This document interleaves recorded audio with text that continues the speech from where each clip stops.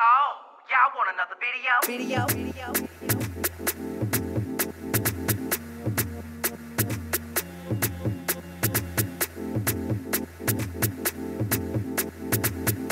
Hey everybody, it's your boy Matty Rants here for another installment of Matthew's Rants, Raves, and Reviews. I want to thank you so much for tuning in today. Go ahead and hit that like button, subscribe and share, do what you gotta do. And you know how I feel about the comment section, so by all means go for it. Connect 4, go for it. Connect 4. Yeah, okay, we need to go ahead and get into Season 2, Episode 3 of Dragula.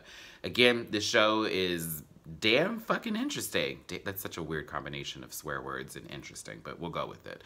It's a good show. I like it. And I have favorites so far. Let's just jump into it. Now, the Boulet brothers always do some spoof parody bit at the beginning of the show.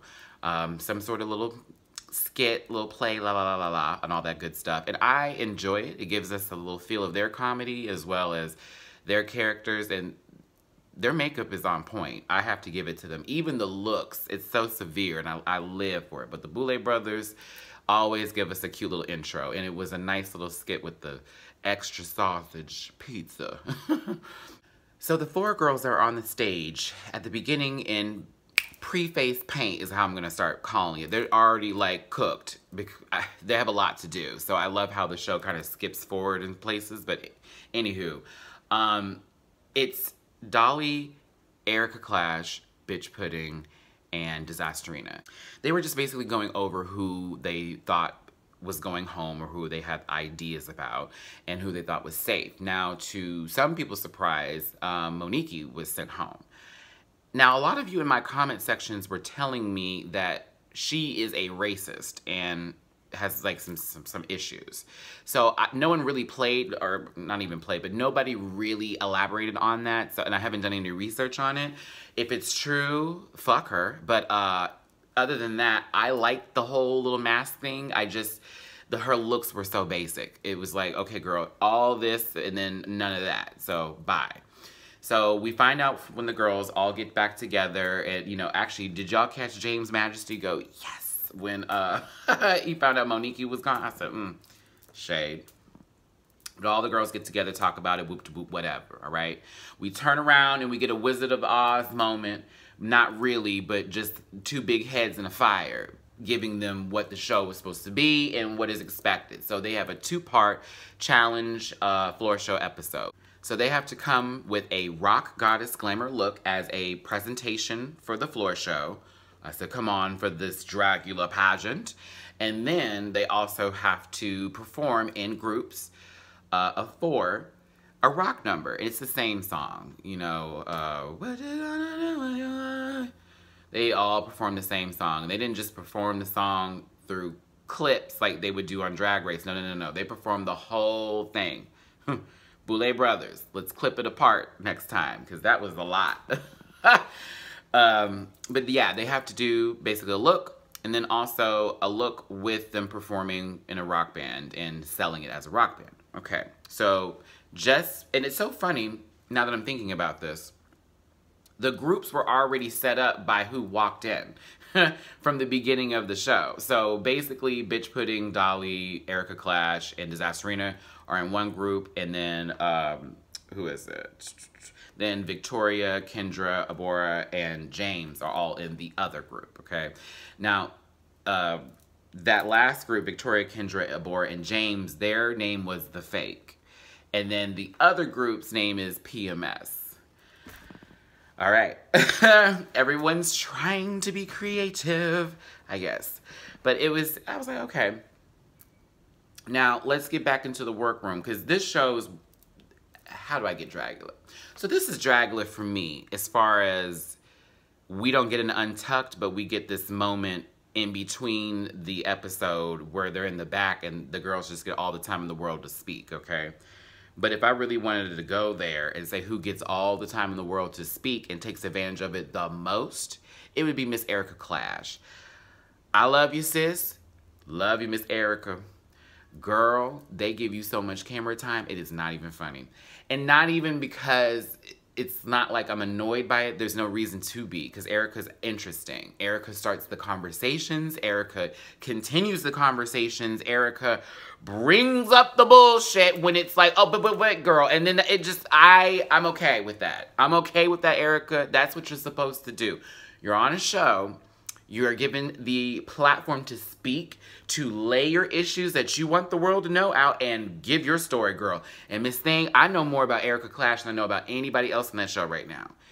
Am I lying? Like, come on. It wasn't just about Erica, and it's not always. I'm just saying, Erica, when she gives the chance, when she is given the chance to speak and say something about herself, girl takes that opportunity and lays it out. And because that'd be me on any show, bitch. Like, oh, we get a chance to talk? Okay, you gonna find out. But yeah, we also found out that Dolly was diagnosed with HIV and used to be in a rock band, and found out she had HIV while touring and performing. And she was trying to take care of her health, but her, I believe she said manager or to that effect, somebody who was in control of the schedule would not let them go get treatment, and she still had to tour and ended up getting really sick, and it was horrible. And that's really sad to hear that, you know, you're pursuing your dreams and something happens to where, okay, I have to change everything that I'm doing. This is still what I want to love to do. Can I just go get help and treatment? And then someone basically becomes an obstacle in your way. And I felt for Dolly, and I actually like Dolly a lot, especially her looks. My God, her looks are amazing. But yeah, that was a really good story to have. That was a good story, and I'm enjoying those moments. I'm glad also that Erica brought up Bitch Pudding, throwing her under the bus. I'm very glad she did that, and it wasn't like in a bitchy way. It was just, well, let me tell you how I feel about it, because girl, I did have your back, and you doing that was kind of shady, but it is a game. I do realize that. But I see you, bitch. I see you. But, Bitch Pudding's growing on me, too. Maybe because everybody who hates her didn't get a chance to speak nasty about her this episode, because the first 2 episodes, it was, let's hate on Bitch Pudding. And, that was wearing me low, to be honest. So I'm glad this episode we got to see a little bit more of Bitch Pudding, and especially on The Rock Show, which we'll get to in just a second here. But yeah, the girls got give them a chance to talk. All of them need to speak, but give us some substance, kids, because Erica's giving me some substance. I'm getting roughage with that one, okay? The salad is good, nice and heavy. It's gonna go right through me, bitch. The rest of you is a little clogged artery shit. I need more. Maybe because we need to ask some questions that would actually relate, and, you know, they can start talking. But then again, a lot of these girls, you can tell, are more introverts and don't really need, you know, they're not trying to give you all their jush and tea. But that's just one thing I observed from their little workroom conversation. But then, hold on now, before I let that go. Kendra and that Look Queen comment. Here's my whole thing about that. Because I didn't take it as shade, but the girls who you knew were offended by it definitely took the bullet, okay? The saying is, a hit dog will holler. That's country, bitch. The saying is, those who are guilty normally would tell on themselves. So when they had turned and said, well, girl, what do you mean look queen? I said, oh, you found offense to that. Are you a look queen? I would have been, well, girl, why are you pressed? If it didn't apply to you, don't let it apply to you. Now, for Kendra to say that, and then, you know, she hasn't really turned a complete look the way she did, I can also get why the girls would turn and look at her like, really, sis? But, you know, that's the game, girl. You need to come with a look and a presentation. It's not going to always be about performance. It's not always going to be about it. Well, I'm going to come out and perform. I said, girl, stop. Because that's normally the death wish when you say something like that. So, that whole Look Queen comment, that shit was funny to me. I was like, really? Like, I just need to work on that. The performance I got. So, Rock Goddess. Let's remind ourselves what the actual fucking challenge was for the runway. Rock Goddess. I saw a lot of scary, not scary, you know. I saw a lot of almost theirs. Almost got it. maybe around the corner, maybe if this was the scenario, if it was this scene, that type of tease, but never like full on what I needed from the challenge. A couple of them got very close and did really well, but I was a little bit disappointed slightly, but not with everybody. So first up was Bitch Pudding. Okay, that I was good for. I was good with Bitch Pudding's look because that was so 80s. It was so like rock and roll glam. It was all of that. It was the big hair. It was the just nothing but embellishments. I lived and I loved the monocle and all that type of stuff too. I don't know if that was a monocle, but yeah, it was a monocle. Yeah. Anywho, I like Bitch Pudding's look. It was good. It was good. Disasterina. Okay. I'm getting used to that what is it called? That Crayola fuckery makeup that she does. Because it looks like somebody with a crayon went, beep, beep. Like, it does. I'm sorry. But I get it for Disasterina, especially with the name. And the look, while I didn't like the, you know, stapled on pubic strings of hair from a wig that was just pulled apart, I liked the look concept for what the challenge was for. I don't know about Rock Goddess, but it definitely gave me like Burning Man. There's a whole rock concert happening at Burning Man. Disasterina's on the mic, just screaming like craziness. I got that from it, so it passed. Now, Dolly looked like a fucking supervillain from, I don't even know, nothing Marvel. Like, it wouldn't even be Comic Girl. It would be some serious, like, an episode of a science fiction, like Star Trek, Star Wars, some tease. I don't know. It was so Metallica. It was so rock to me. I live for the spikes. I live for the metal wings, the look, everything about it was, yeah. I was like, bitch. That look was incredible. So Dolly, you continue to impress, live and love. But then we get to Kendra Onyx. Huh?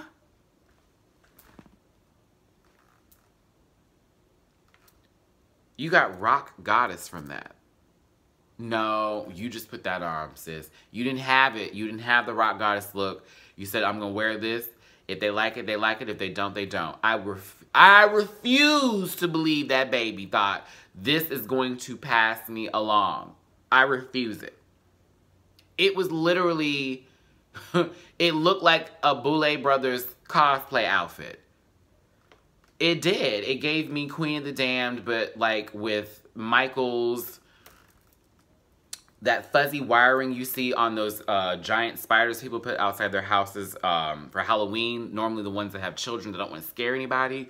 So they look all cartoony with the buggly eyes that shake and shit. Yeah, that was what the material it was made out of. I forgot what it's called. It's like this wiring, this piping or whatever.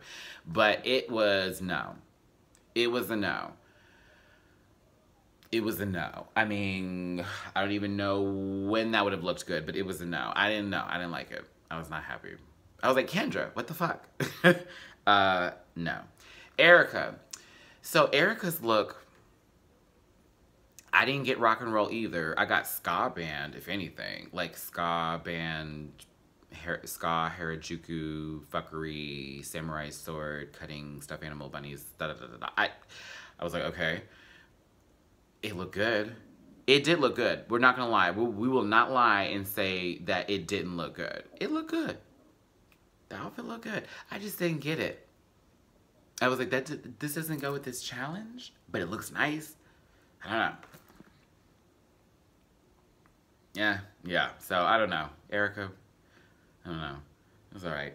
Up next, Abora. So, Abora, okay. All right. So, Abora has... It was like watching Beetlejuice Part 2. Not really, but but it was okay. It was cool, but I didn't get rock and roll from that. I got she should be in a rock and roll video as like for Marilyn Manson in the background, just lifting up and looking crazy. Like that's it, but not Rock Goddess. Victoria Elizabeth Black. It was a little too simple. It was a little too. It was very Bayou Rock. It was not, yeah, it was Witch Doctor, Bayou Rock, Voodoo Girl. No. It was very clean. And I like Victoria's looks, but that was too clean for what we needed from her. She took a risk. It did not pay off. James Majesty's look, I thought was more rock video girl than rock goddess. They liked it, but I was like, this is okay. I'm not for it. So, but yeah, runway show, there it was. Tell me what you thought of the runway as well. As far as the performances went with, as far as the performances, Group 1, The Fake, that was interesting, but no. I thought Victoria did a good job, and that was it. Because really, I mean, yeah, Victoria did a good job. That's the only part I kind of like liked. Kendra was back there looking silly. James, I thought was decent on the drums. That was who was on the drums, right? And then, who was the other one? Yeah, Abhora just stood back there and was, nah. It was just like, what? And they were all tied together with these, like, neon strings. Stupid. I was like, okay, but yeah, Victoria looked amazing, though. But the other group, PMS, Miss Thing, bitch pudding laid her vagina on that stage, okay? The rest of them were okay, but bitch pudding was living. And I lived for the whole just. Now, I didn't understand the whole let's tie her up with the cord while they were singing bit. That was kind of distracting, but PMS shut that shit down. So I thought that was hot. But bitch pudding sold it. Now, all of the girls, you know, they go through their whole process and say what their tea is and da-da-da-da. We know how the story goes. Who's up for elimination and who's the winner. Clearly the winner was bitch pudding. Deserved. Bottom 2. Victoria, Kendra. Now with this setup, I would say Kendra's going home, clearly. I don't even care what the challenge is. How far they get into it, Kendra's going home. They will not send Victoria home. That is the look queen. She's been turning it through and through. This one, I don't know. But she gotta go. But she gotta stay. She gotta go. Their challenge is to get a tattoo. And it has to be the filthiest tattoo. And whoever's tattoo is the filthiest of them all, they get to stay. Have y'all noticed that my chair has slowly been sinking this entire time? I just caught it and I don't feel like lifting it up. So by whatever height I'm at in this video, you'll deal with it. Anywho. No, not Abhora. Victoria put slut on top of Dragula because I think they had to get Dragula on there and it just was whatever they put with it. And then Kendra's was a lipstick under Dragula. I was like, yeah, Kendra's going home. A lipstick.